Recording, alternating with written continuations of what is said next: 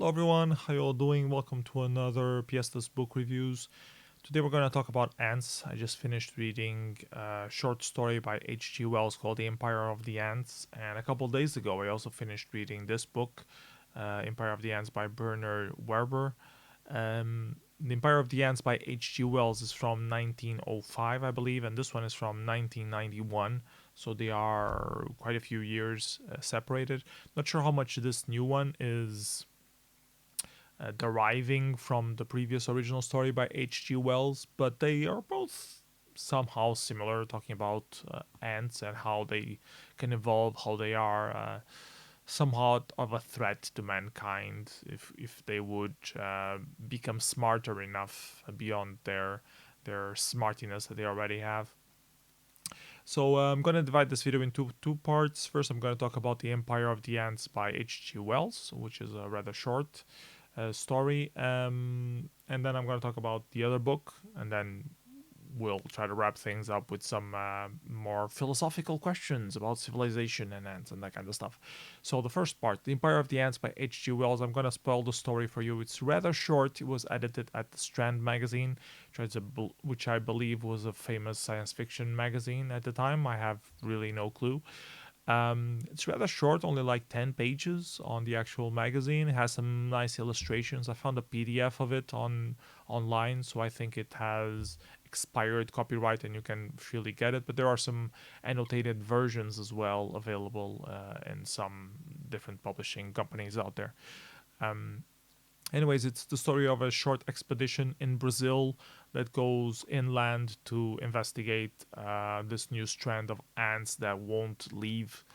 Usually, when big ants come that can eat a whole human, the humans just go away from the house for a few weeks, and then when they come back, the ants have cleaned the whole house, cleaned the whole neighborhood of all spiders and insects and all that stuff, and leave the house there, and you start again with whatever you took with you. In this case, the ants wouldn't leave, so this boat expedition was sent to investigate and tells the story of the captain mostly, and I don't think it's called Lieutenant Second Hand, something like that, and them thinking what could they possibly do to get rid of these ants. What can one do against ants that start becoming threatening to man? They don't really come to any conclusions, so the short story is more about um, considering the dangers of ants, how they can still evolve to a point that would be possibly even take over the world. So be aware if the dangerous ants are attacking us. But the specific strand that they talk about feels a bit like a marabunta sort of thing, but they call it the black ant, so it's one of those ants, but they evolved to a point that they developed a poison of some sort. They don't really investigate scientifically or explain in scientific terms what exactly the ants did, but well, it's a short story, so you can't really expect them to get into that kind of detail. Anyways, interesting story. Just wanted to read it to see how much of it influenced this Empire of the Ants by Bernard Werber. This was released in 1991, I believe. It's originally in French. I read the translation because my French is a little bit rusty, and also it was the book that we got. So it got some decent reviews. It's part of a trilogy, which I'm interested to read the second book now that I'm done with the first one. So I believe it succeeded in that regard. It says that this book did for ants what Watership Down did for rabbits, which would say a lot if I knew what the hell Watership Down is. I guess it talk about rabbits taking over the world. I'm not sure. Anyways, this book in particular, I'm also going to use some spoilers, so if you don't want any spoilers at all, I'm not going to do big spoilers, but I will have to talk about some certain things. So if you haven't read the book and you don't like spoilers, thanks for watching the video. See you next time. Um, don't mind spoilers and you're still reading, so this book is about the story of a family who inherits a house from an uncle, I believe, who was an etymologist, studies ants, and he always been very secretive about his trade.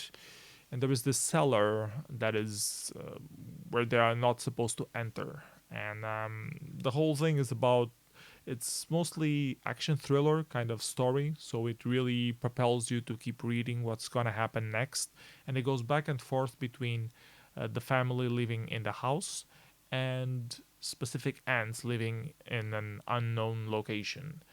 And as we are going through the story of these ants, we are also learning the usual traits of ants, how they organize in terms of how they communicate, how they organize their nests, how they breed the different castes of ants, what are the their relationships with termites, with wasps, all sorts of different things like that. So it's very correct or well researched in scientific terms of etymology, which was very interesting to read, to know a little bit more about ants and those kind of things. And also, it goes deep into the way that they communicate, which is mostly through pheromones on their antenna, things like that. So, it, in the beginning, it's mostly an interesting read because of that. You start to understand a little bit how ants work.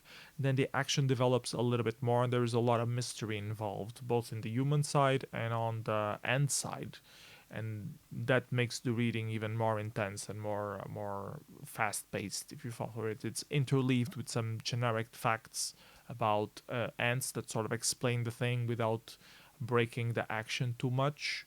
And those facts are usually taken from this fictitious book that the uncle that died supposedly wrote, which is a global encyclopedia of everything ants and humans, something along those lines. Let me see if I can catch one to see the proper title. Here we go. Encyclopedia of Relative and Absolute Knowledge by Edmund Wells, mostly focused around ants, because according to this person, ants are the epitome of civilization. So, not wanting to spoil much of the storyline itself, let's talk about civilizations and intelligence and the philosophy behind all of those things. So, a lot of humans studying ants believe that ants are a good example of how society can work with a mindless mind. You are born into a task, and we do, and it's just some sort of form of communism. You're born into a role, and you do that, and you do things for the benefit of the whole commune instead of thinking about yourself or trying to get an advantage out of that. There is no real way of getting ahead in life. Like, you're not gonna get richer, you're not gonna get more powerful. You're just gonna accomplish your role and survive. And this book covers that aspect really in an interesting way. Also, with the background of the characters, they also have some affiliations with that, so it makes the topic more relevant to the rest of the story as well. And it's not a common topic to discuss. Nowadays, we are ruled with capitalism, liberal capitalism in some shape or form, and sometimes we go into dictatorships, but communism never really seemed to take off. There are a few countries who are inherently communist, but they ended up being dictatorships, so not the original supposed spirit of the true communism that was, originally devised by those communist thinkers that I won't even cite because I haven't read anything from them anyways. So there is this distinction, and I feel a want to reflect on if the way that the ant structure or ant class ant society, if it's better or worse structure than mankind society, and how it makes them evolve or not evolve. So it's Ant world is very competitive, and we see that a lot in the book. Well, mankind is also very competitive, so that's not a point of divide. Um, but you can tell throughout the book that the competitiveness in the ant world forces them to get together and think of new ways to overcome these obstacles and create new technology to create a better society, and how they have done that in the past and how they want to do more of that in the future to keep fighting the good fight against improving the whole society. So in that aspect, it's very interesting to reflect on that. A lot of people also usually compare ant societies and bee societies to the ideal communist society for that mankind should have been following if they would go communism.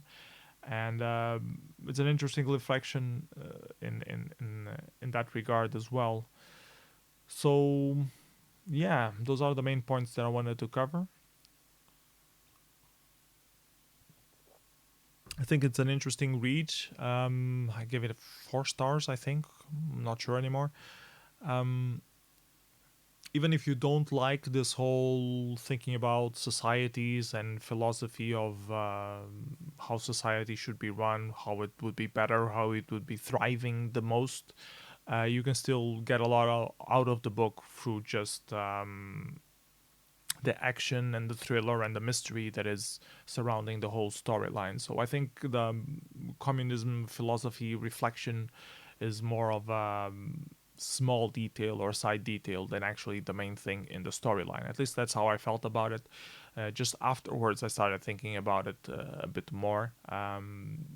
That's probably the science fiction mind in me trying to analyze most those parts than actually the storyline itself. For the storyline itself, it's a very decent book, well paced. You want to read more, has a good interesting mysteries to keep you going, and yeah, that's about it. I recommend you both checking this book and The Empire of the Ants by H.G. Wells. Both of them are interesting reads, regardless if you are into ants or not. So yeah, that's all I have to say. Trying desperately to think if I'm missing anything. I think that's it. Let me know what you think on the comments below. If you have read these books, if you have not read these books, any further recommendations, all that sort of thing. That's it for this video. See you next time. Bye bye, everyone. Take care.